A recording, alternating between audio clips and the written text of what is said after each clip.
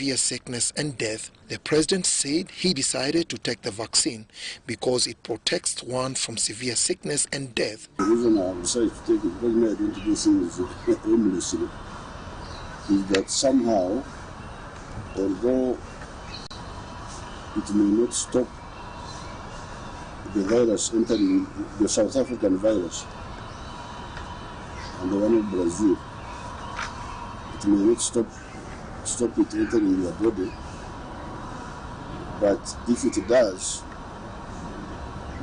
you will not be very sick. This is what I was told. You will not be very sick. You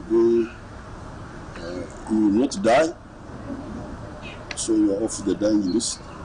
The president said he's working with Ugandan scientists to fast-track Uganda's vaccine. My people will be ready to try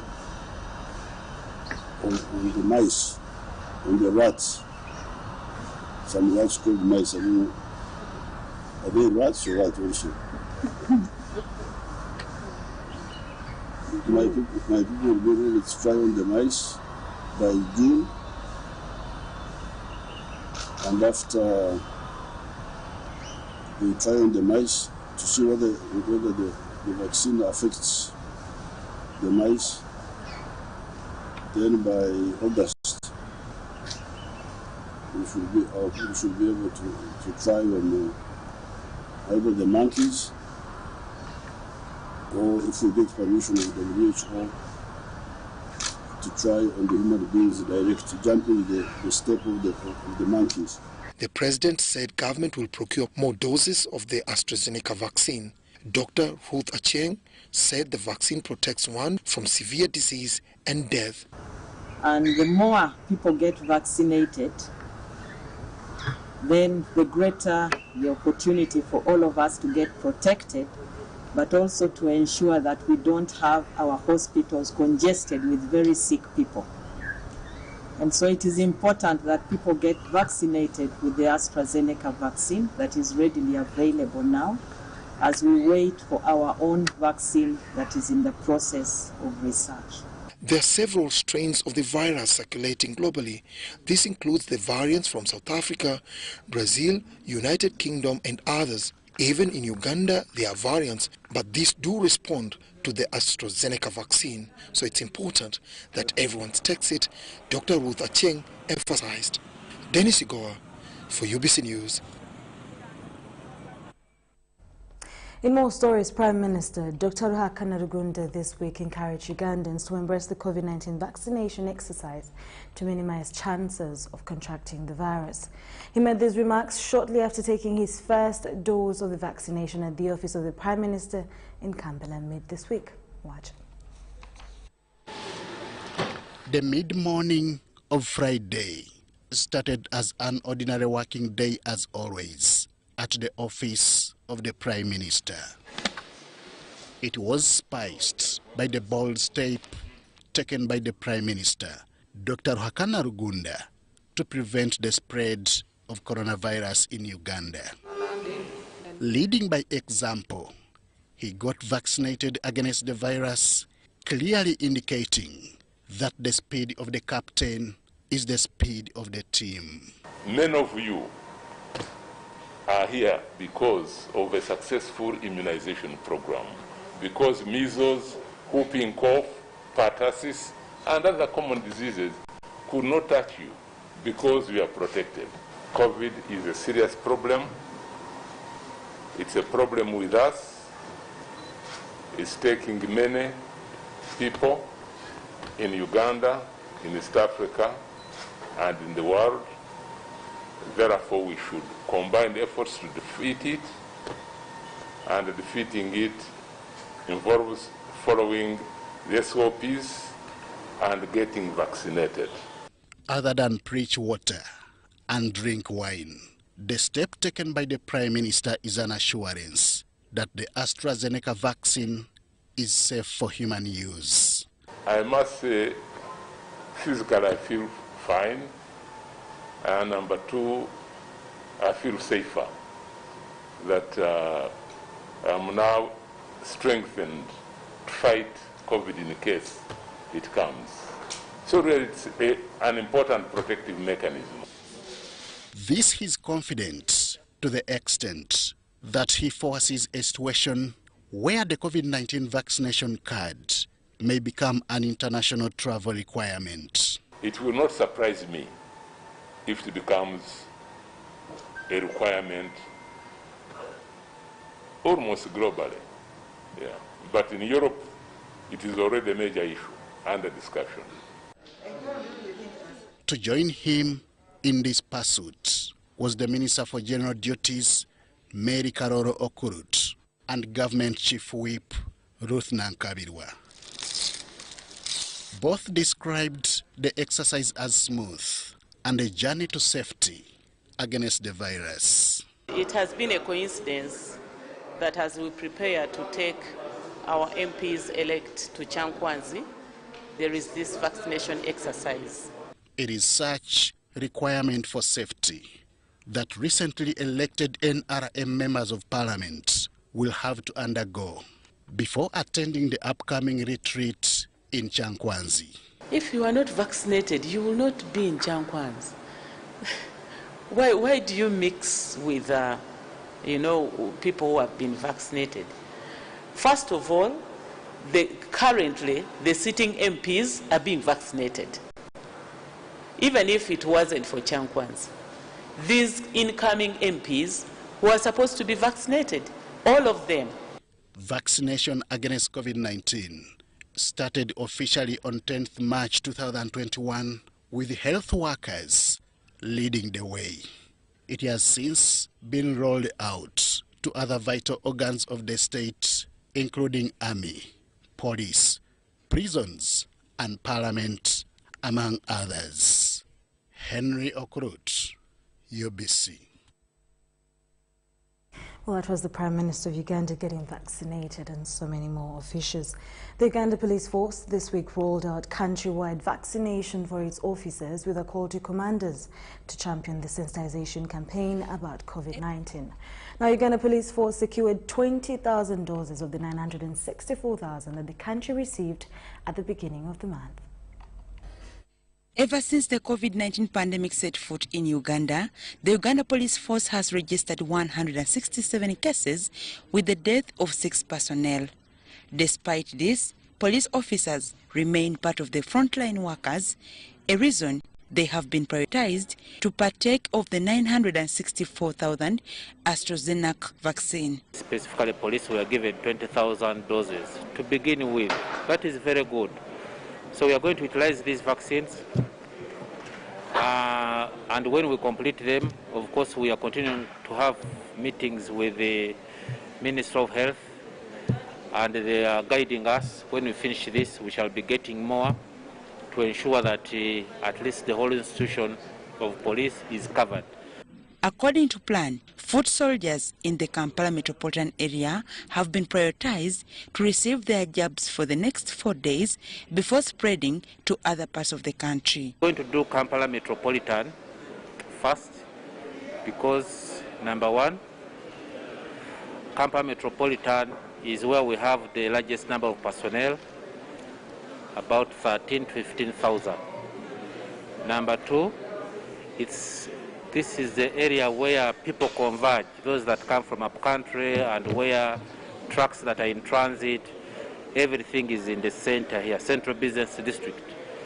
So we want to capture this area first. We do it as we learn some lessons, what to improve on as we go out to the countryside. Our plan is to cover the border districts and then to cover the districts on the highways.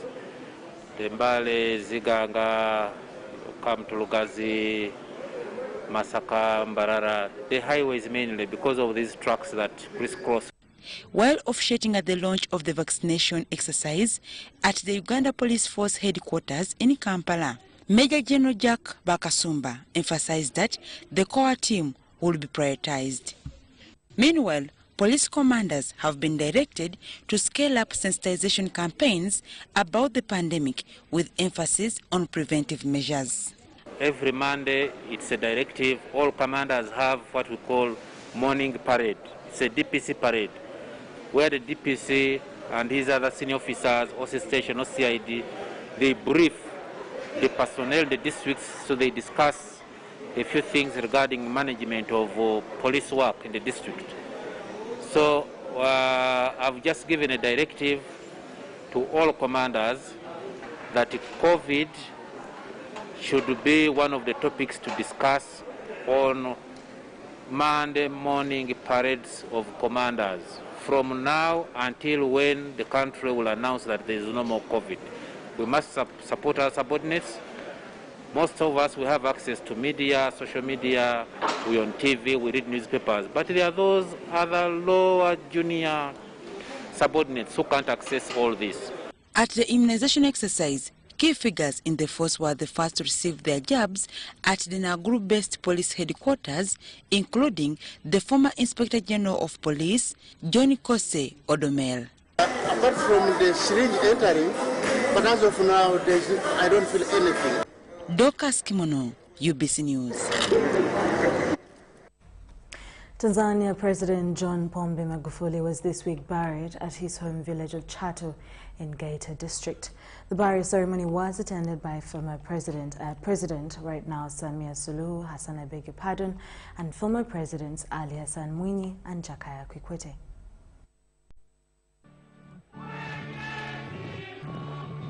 Thousands of mourners attended a requiem mass that took place at Magufuli Stadium to bid a farewell to their president.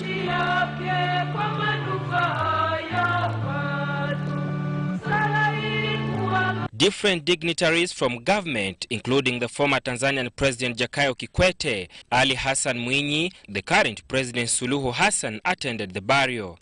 Addressing the mourners, the former President Jakaya Mrisho Kikwete remembered the late as a practical leader in handling national matters. Kwa kutambua uwezo wako huo, ndio maana mwaka 2015 ikawa mwenyekiti wa chama chetu tukakuteua kwa mgombea mwenza kwa mgombea wetu wa urais Mheshimiwa JPM.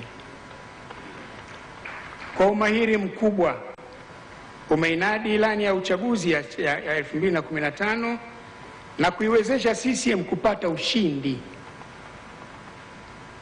Na mmefanya hivyo tena 2022 wewe na JPM, na kusababisha CCM kupata ushindi ambao haujawahi kutokea, tsunami. The former President Ali Hassan Mwinyi also praised Magufuli for his work and said that the late was implementing ideas of the late President Julius Nyerere. Miongoni mwa mambo aliyotuachia, jambo la kwanza nalo ni kubwa,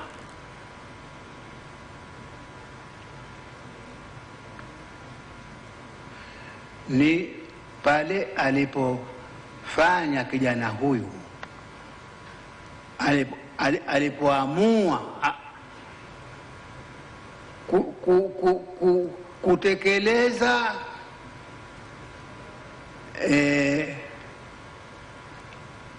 maagizo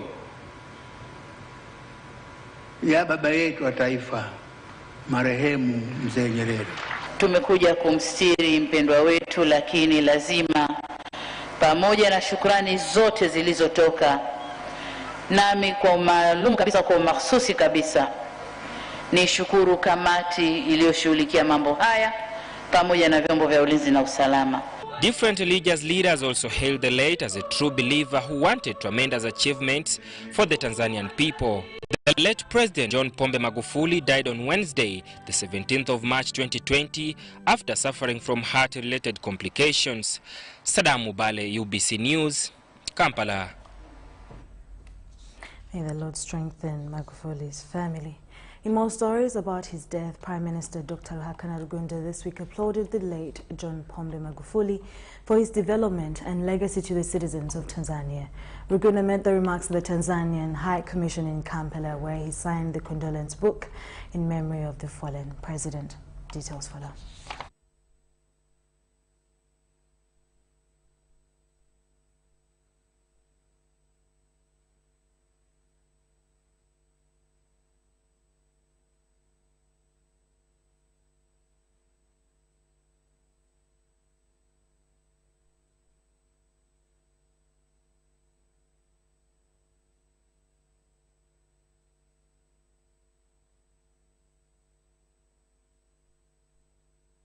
Magufuli was a great man. Leaders from across Africa continue to pay tribute to John Pombe Magufuli, Tanzania's late president, who leaves a complex legacy following his sudden death last week. Uganda's Parliamentary Forum on East African Affairs is the latest, joining those mourning Tanzania's fallen president, who they say promoted Pan-Africanism and fought corruption. He reduced his own salary from $15,000 a month to $4,000 a month. I've been in this parliament. Many people keep saying people in parliament just increase their salaries and the benefits. Maybe Magufuli's example could be something we could emulate. Magufuli has been a man of the people of East Africa. Magufuli, the great man, has been the man of the people of Africa. We have missed him, but we have not missed his legacy. There is no Musoga, there is no Muganda, there is no Musamia. They are Tanzanians. The idea that was started by the founding father, Mwalimu Julius Nyerere. And even when he was in Uganda here, Magufuli could do, he was a man who could speak his Kiswahili. He was very happy when he speaking Kiswahili. Stephen Kangwaje, the MP Bukanga in Isingio district, bordering Tanzania, described Magufuli as one who loved East Africa and Africa. For us, we have an opportunity of interacting with Tanzanians whenever we feel we should be in Tanzania. Those people were too proud because of their leader. He could tell everyone that Africa first, but Tanzania in particular. I want to thank him for what he did for his nation. Magufuli died aged 61 from what authorities said was a heart condition.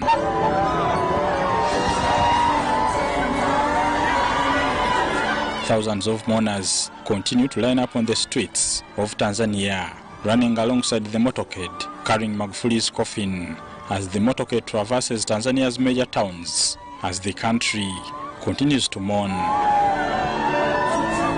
Addressing a section of African presidents who attended Magufuli's memorial service, Tanzania's new president, Samia Suluhu Hassan, told the mourners that the country is in safe hands. Magufuli will be laid rest in his home village of Chato in the northwest of Tanzania on Friday. Bernard Higa, UBC News. Very sad to watch. Now, Uganda Broadcasting Corporation this week bid farewell to fallen Tanzanian President John Pombe Magufuli. The Managing Director of Uganda Broadcasting Corporation, Winston Agaba, said Magufuli has left behind him a leadership legacy not easy to forget.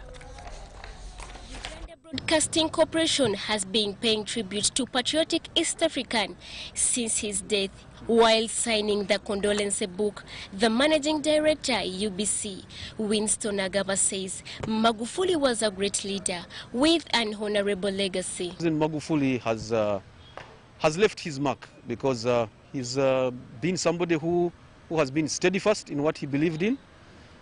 He led by example. And we believe that all the good examples that he has set are going to be a yardstick for those that are in power and those that are to come. Agaba encourages all leaders to strive to emulate the late Magufuli, especially in his fight against graft and the love for East Africa. I believe let's all do the right thing for the cause of the African unity, for the cause of the development of our continent and our countries. Era nze ndowooza nti tabadde muzira wa Tanzania yokka. Magufuli abadde muzira wa East Africa, abadde muzira wa Africa kulebe byakoze. Nti Magufuli abadde president wa byafaayo nnyo kubanga mu myaka emitono egyo asobodde obbakolera ebintu ebingi nnyo. Magufuli died on the 18th of March 2021 at the age of 61, and he was buried in his home village of Chato. Irene Faith Nantongo, UBC News. Moving on from that, the Rotary Club of Kampala North this week commended Uganda Broadcasting Corporation for its developmental and educative programs. Now, the Rotarians, headed by the immediate past president Tina Nachibuka, says most of the programs on UBC are in line with what Rotarians do. The Rotarians had paid a vocational visit to UBC studios located along Now Avenue. Rotarians from the Rotary Club of Kampala North were this Friday guests of Uganda Broadcasting Corporation. The Rotarians were led by the immediate past president, Tina Nachibuka. We're here today as members of Kampala North visiting with UBC. The managing director is a Rotarian in Kampala North. It is the norm of Rotarians to visit the vocations of other Rotarians. So this time round, we came to visit UBC. The Rotarians toured UBC broadcast studios and the entire station, among other facilities. Rotarian Tina Nachibuka commended UBC for its developmental and educative programs that they say has motivated them to strengthen partnerships across its entire platforms. The partnership has already started many years back. I think 3-4 years we've started working with UBC. Last year it was so deep. We partnered with UBC in so many activities that we're doing. So today we came on ground to actually get a real feel of what UBC is all about. And now we have seen a lot that we didn't know, which is very inspiring, and we are so thankful to the government of Uganda for having this cooperation here. The managing director, UBC Winston Agaba, welcomed the initiative and pledged more partnerships between the Rotary clubs and the corporation. We've had very fruitful discussions, and we believe that as UBC we are going to give prominence to bring to light all the activities that are carried out by Rotary International and Rotary Uganda as a whole. And we know that this can enrich our programming, not only just being educative, but being informative and being an eye-opener to people to give back to society. We all have a role to play in making this Uganda of ours a better place now and tomorrow. Thank you so much. The Rotarians crowned their tour by rewarding the station for a well job done since 1963. Philip Aguta, UBC News in Kampala. A beautiful, enjoyed visit by the Rotarians. Now, re-elected members of parliament belonging to the National Resistance Movement have not been invited for the upcoming retreat at National Leadership Institute, Chankwanzi. The reason is to enable the conclusion process for the current parliamentary session, which is scheduled to end on the 29th April 2021. Government Chief Whip Ruth Nankabirwa says the move is to respect the calendar of parliament that was recently issued by the Speaker. Details further. It is coincidental that ruling National Resistance Movement Party is scheduled to hold its annual retreat while Parliament comes to an end after 5 years. And I must take this honor. The retreat aims at, among other things, orienting newly elected members of Parliament into NRM party procedures. You remember very well that after 5 years, after elections, the NRM takes its members to Chankwanzi. So this is a normal program. Unfortunately, reigning members of Parliament who subscribe to the party and were recently re-elected have not been invited. It is not in bad faith, but because parliamentary business has to be concluded as the session officially comes to a close. So we have to stay in Parliament to transact parliamentary business. Unfortunately, it would have been very, very good if everybody reported. Unfortunately, the Speaker gave us her calendar, which we have to respect. The calendar ends on 29th. The swearing in of the President is on the 12th. And you can see that there will not be enough time if we were to wait for the conclusion of the parliamentary calendar so that everybody reports to Chankwanzi. It is not clear whether the race for speakership, which of late has become a household debate in Uganda, will be on the agenda. But with or without it, some incumbents would have wished to attend. The recently made statement by Buyaga West Member of Parliament, Barnabas Tinkasimire, is clear indication that he was anxious to attend. I am happy that I am not only a voter at the national level. When we are in the House, I am a voter in the caucus. Whereas incumbents like him have not been invited.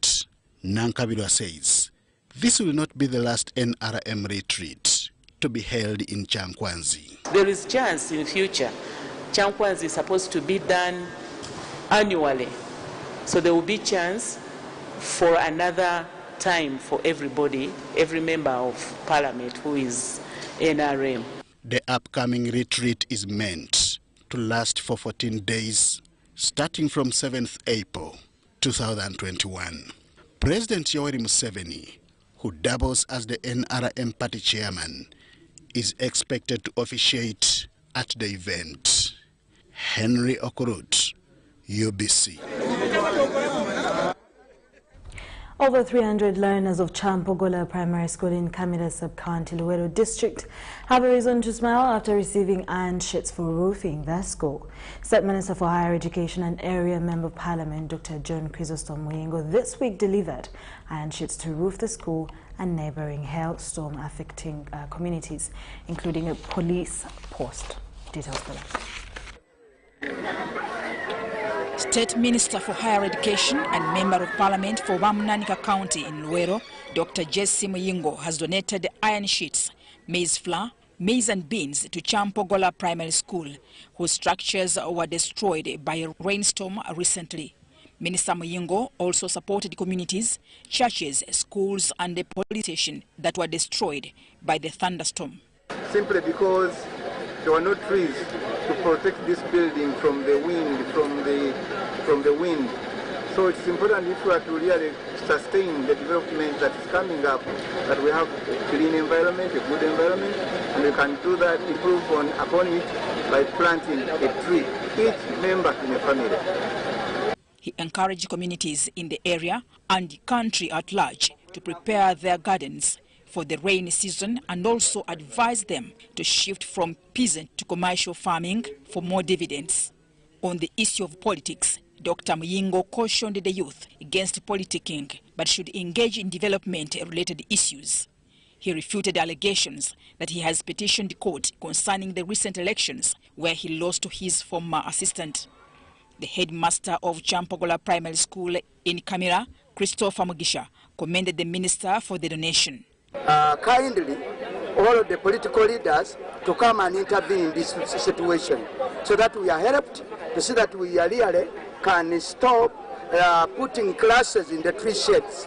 We are requesting kindly even the government to come in, the district leaders to come in. Appreciate for the portion that the Honorable has given us as Wamunanika Police Station and Luweero Police as a whole. Our minister, our MP, Dr. Jesse Muyingo, for the donation and all the support is giving the school. The school is performing very well because of the support given. Meanwhile, water scarcity is disrupting livelihoods in Wamunanika due to an extended dry spell. Mutonyi Hilda and Salongo Kasibante, UBC. The Diocese of Ankole has embarked on a project in form of a retirement package for the religious leaders who will retire from active church service. Now, the pension project will ensure each retired church minister earns at least 300,000 per month. Ankole Diocese is constructing a 5-storied commercial structure in the heart of Umbara city to benefit retired church ministers. The money collected monthly shall support the retired clergy, bishops, lay leaders to have a comfortable life. This comes after Diocese Son Bishop, Reverend Dr. Sharon identified financial problems of retired church ministers during their retirement and decided to initiate this project. When they retire, they become poorer and poorer. So this project will help those people who go for retirement to be benefiting from this project. In it, we have bank halls in it. Then we have restaurants and hotels. We have supermarkets. Ankole Bishop Sharon says providing support to the church ministers and workers when they are off active church is godly. The bishop wants other dioceses to minimize expenditure on non-profitable things, but also think of projects which can sustain and ensure the future of the church and those who worked for it is secured. I think one of the things which helped me also, I was a civil servant, I was a teacher, So I was on pension. I even got an early retirement. I'm a pensioner here. So it opened my eyes to say, really, when people retire, they need to have something to depend on. Other projects are the Mothers Union, 5-storied mall, and a child's church. The diocesan projects include a diocesan commercial buildings, the diocesan museum, the diocesan Millennium Circle, radio station, and the university. Mutonyi Hilda, UBC. At least 749,811 primary 7 candidates across the country are expected to sit the 2020 primary leaving examinations. Primary leaving examinations are set for Tuesday, 30th and 31st of March 2021 next week. Primary leaving examination. At least 749,811 primary 7 candidates are set to sit their PLE exams at 14,300 centers across the country. The actual writing of the examination will start on Tuesday, 30th, and end on 31st, Wednesday next week.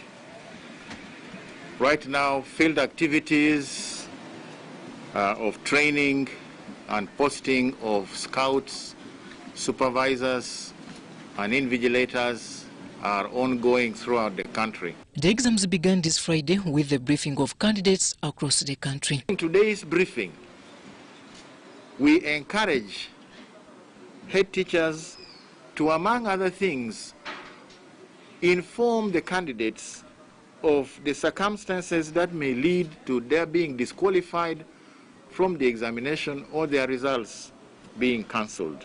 The 2020 end-of-year primary leaving examinations, however, comes with caution to candidates, teachers and other stakeholders. Everyone involved in the conduct of the exam is being asked to act with high levels of integrity to ensure that malpractice is controlled and that the examination is secure. I want to appeal to all district inspectors of schools to ensure that sufficient numbers of invigilators are deployed in each of the sitting centers to ensure that candidates are properly supervised and that the standard operating procedures as outlined by the Ministry of Health are followed in each of the examination rooms across the country. We know that the PLE is the most competitive area of examination, and for that matter, we are keenly monitoring all centers to counter all forms of malpractice. At a joint press briefing at Uganda National Examination Secretariat in Ntinda this Friday, Uganda Police spokesperson Fred Enanga, on behalf of security agencies, reaffirmed their commitment to the examinations process. Even during this policing of the primary leaving examinations, we want to inform you that we have a very robust presence out there, both overt and covert. And we believe that there's not going to be any disruptions. We've asked the commanders to patrol all the centers to make patrol routes along the school centers where the exams are going to be conducted so that the candidates are not disrupted. Out of the registered 749,811 candidates, 54% are female, whereas 47% are male. 68.4% are government-funded, while 31.6% are privately sponsored candidates. With over 10,599 special needs candidates and pregnant girls expected to write their final exams next week, a 30-minute extra time will be accorded to them where need be. At the Ruzira Upper Prison Examination Center, 54 inmates will also append their PLE ink to Dan Nekrach Odongo's white papers. Robert Onyango, UBC News, Kampala. Well, good luck to all those that are going to sit for their primary leaving examinations on Tuesday and Wednesday next week. In more stories, a rural county member of parliament, Samuel Odong Oto, was this week briefly held at the Special Investigations Directorate at Chideka, where he recorded a statement about illegal possession of firearms and assault. Now, member of parliament Odong Oto was arrested at Boma Hotel in Gulu City with his young brother, Tadeo Oloya Oto, who was accused of obstructing police officers from arresting the member of parliament. Aru County MP Odonga Oto is under tension over assault and malicious damage of a parked vehicle and illegal possession of firearms. The police say his file has been sanctioned and his case will be heard in court in Pade district before end of this week. The case is already sanctioned and the suspect is due to appear in court. We shall produce him in Pade. Other cases include an illegal possession of firearms, which we are also investigating. Odonga Oto, who kept on complaining that the Deputy Inspector General of Police, Paul Lokech, is witch hunting him, was arrested Tuesday in Gulu City by the Deputy Director of Criminal Investigations, Francis Oluku. Now, on the high gear of completing the investigation, now that we have already secured the suspect, it has been a problem to conclude some part of the investigation, but because suspect could not easily be reached.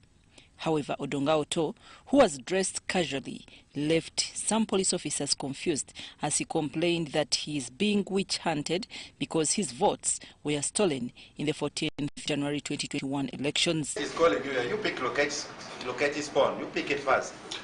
I cannot be in illegal possession of firearm. I have a firearm license and they know it. The MP, who interrupted the police interview midway to disagree with the charges, says all the charges against him are trumped up. Ready to go anywhere, whatever charges they want. Most of them are trumped up charges, but I will go and answer in court. But this is a political witch hunt, and for your information, I've successfully filed an election petition. He was then driven off in a white double-cabin police vehicle, registration number UP7484, to an unknown location where he will be detained. However, latest information obtained, MP Oto is being held at the Special Investigations Directorate in Chireka, a Kampala suburb, awaiting to record a statement, and investigations into the alleged offences committed proceed immediately. Police is to also investigate Odonga Oto's allegations that the force poisoned him while in their custody in Pade district. We'll take a short commercial break and we'll be back with business news.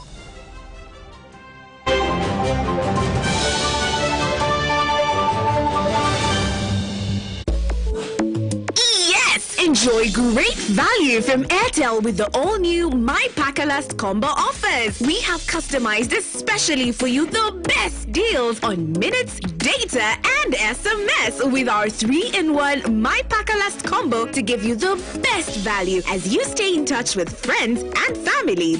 To activate My Pakalast voice combo, dial *100 *2 *1 hash to get started. Airtel, the smartphone network. The day the world stopped was the day we found where to go.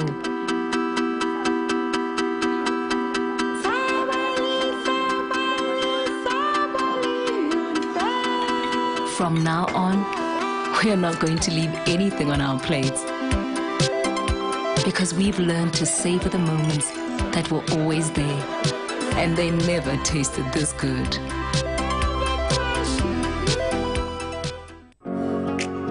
It's no secret that ICT makes learning easy. The strides made in our field could not be possible without it.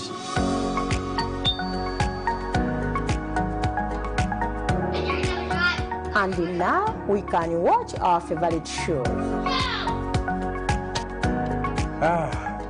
My radio is my best friend.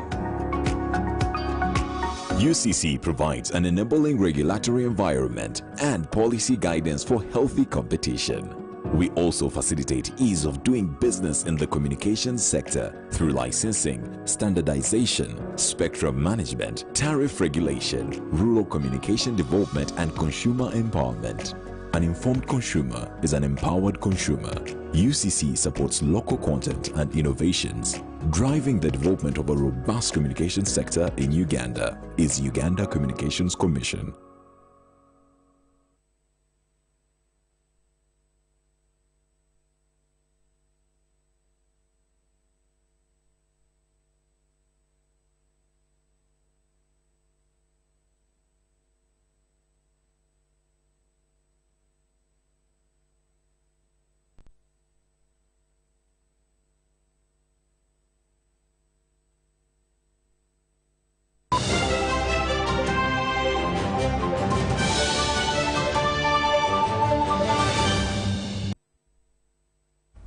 What began as an ordinary family livestock farm in Barra has evolved into a training institute for neighboring countries and upcoming farmers from across the region. Ruberia Dairy Investments Limited was started in the early 1970s as grazing ground for the longhorned local and Nkole cows, but has since evolved into a modern model farm. The farm is managed by a retired senior civil servant Philomena Shangano and has 6 children. Details Phila. From 3 sites, Philomena Shangano was at one time one of the creme de creme civil servants in Uganda in the 1990s who helped modernize the civil service, and on retiring she embarked on transforming the livestock industry in her home area of Rwanyamahembe, Kashari in Imbara district. Our first saving, we bought land. We have 80 hectares now, which we bought very early. And our first local cows also were bought early. And later on in 1991, we crossed to the present breed that we have. We concentrated. Shangano, with her 6 children, has managed to set up a model dairy farm that goes by the name Rubierwa Dairy Investments Limited, specializing in breeding dairy cattle and training farmers and family members interested in managing dairy farming as business. It's a family business, and I work as an executive director, and it's a business that we believe should transcend generations, at least survive beyond the 6th generation. The model dairy cattle breeding farm is perched on 3 pieces of land equivalent to 80 acres located in Rubingo, Biembogo and Rwanyamahembe, and it trains farmers on modern animal fodder farming. And how to produce safe milk under hygienic conditions, silage making, hay making, and how to preserve both silage and hay, and when to use it either as supplementary, particularly during the dry season when pasture may be less. Shangano says the setting up of the farm was based on President Yoweri Museveni's advice discouraging sharing family land into small pieces. Family members are all shareholders of the farm, which produces close to 800 liters of milk per day. Shangano, who is also the chief executive officer of the family farm, says Rubiera Dairy Investments teaches neighbors tick control skills in addition to herdsmen management. See the number, or do you see how they are, how they are looking, the body language of the cow.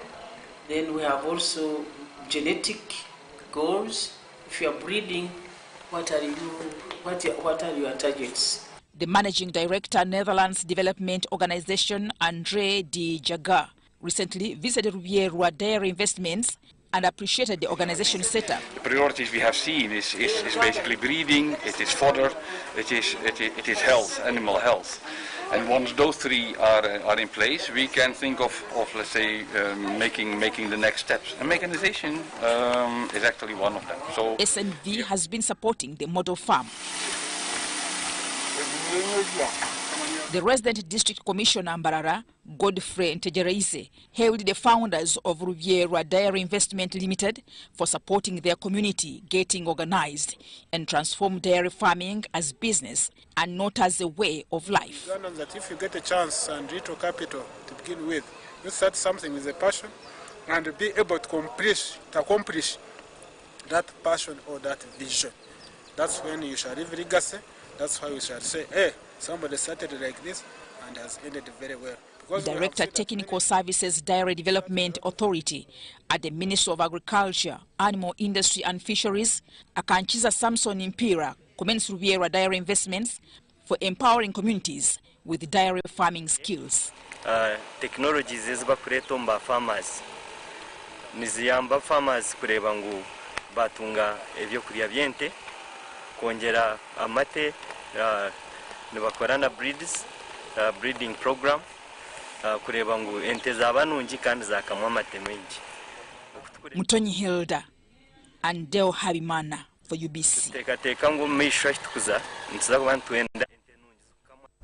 Now, women in business have been called upon to prepare and strategize for various business opportunities that the oil and gas sector is about to unleash. The Minister of Energy and Mineral Development, Dr. Mary Goreti Kitutu, says she's not happy with the lack of women representation in the sector.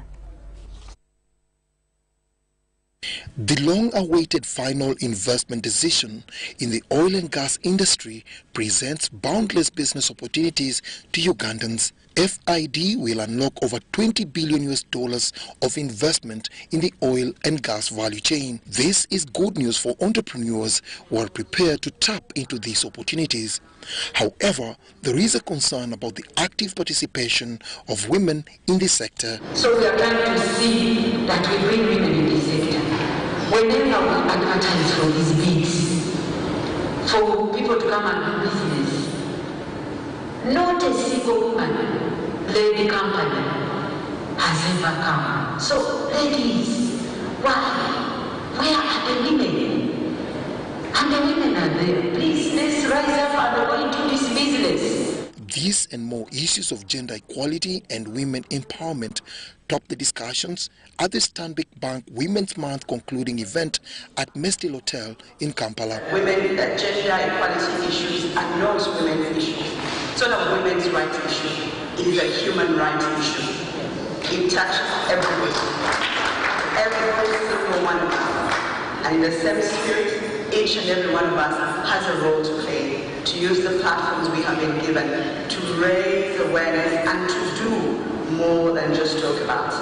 As we commemorate this Gender Equality Month, we are reminded of the realities surrounding the COVID-19 pandemic. Gender inequalities have been made worse.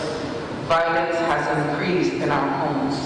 Although the Ugandan woman has finally reached the high table, there is still a long way for an equal representation in various critical sectors of the economy, argues the former Ethics and Integrity Minister, Dr. Miriam Matembe, who is also an activist. Women have ended up being co-opted in state structures.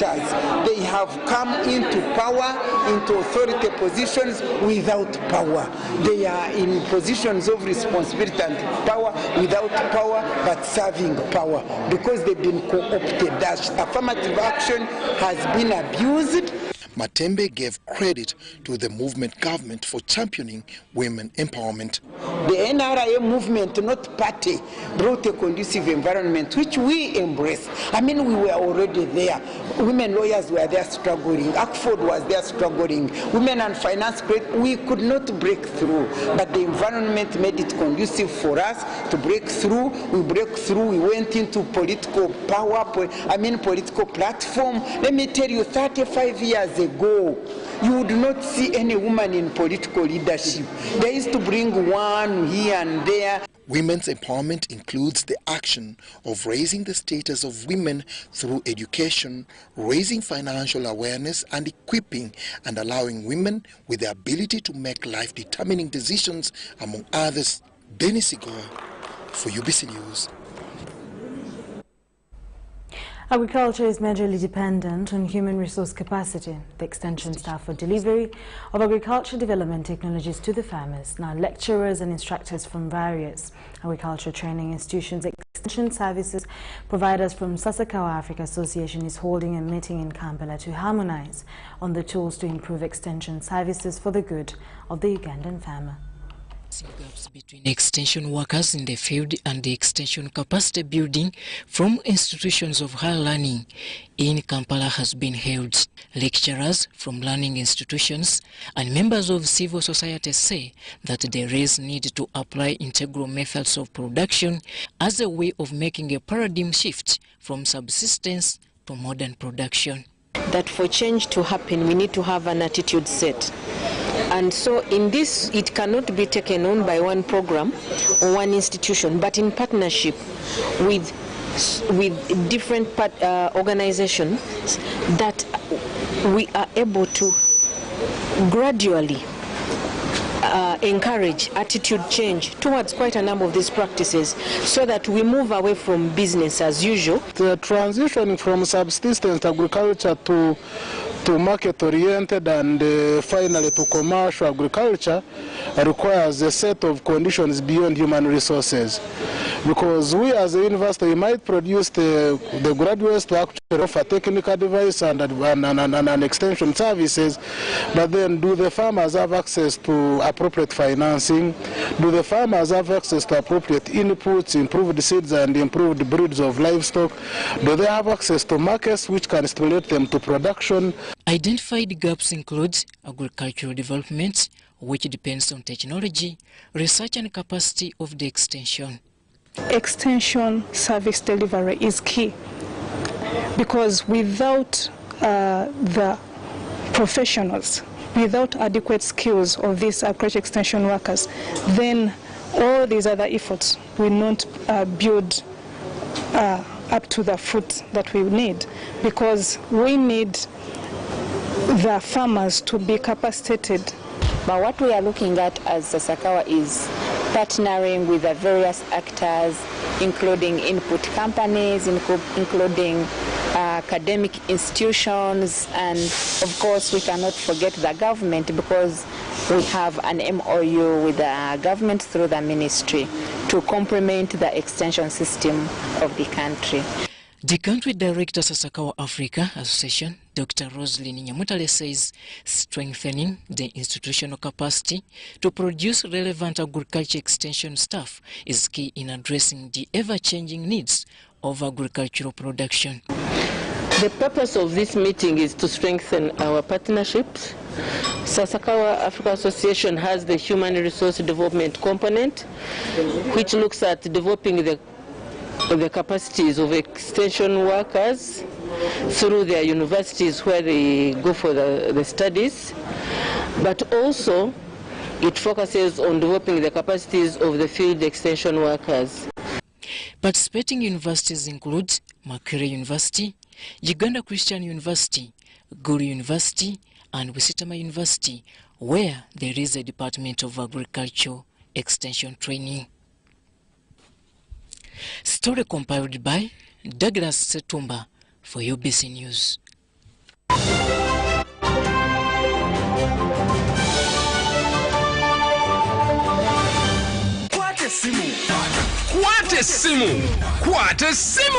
For the first time in Uganda, anyone and everyone can own a smartphone and pay for it in daily, weekly, and monthly installments for a period of a year. To check if you're eligible for the offer, dial *284*49# today. You also enjoy free 500 MB on the purchased phone every month for the entire loan repayment period.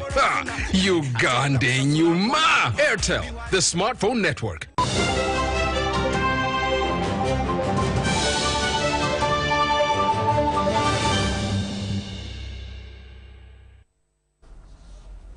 Well, thank you so much for tuning in to watch the UBC News Roundup today on Sunday, 26th of 2021. My name is Sharon. Have a very lovely afternoon. And to all the candidates that are sitting for their primary leaving examinations, success, go out there and shine. Thank you so much for watching. Stay tuned for more programming coming your way. Have a good afternoon.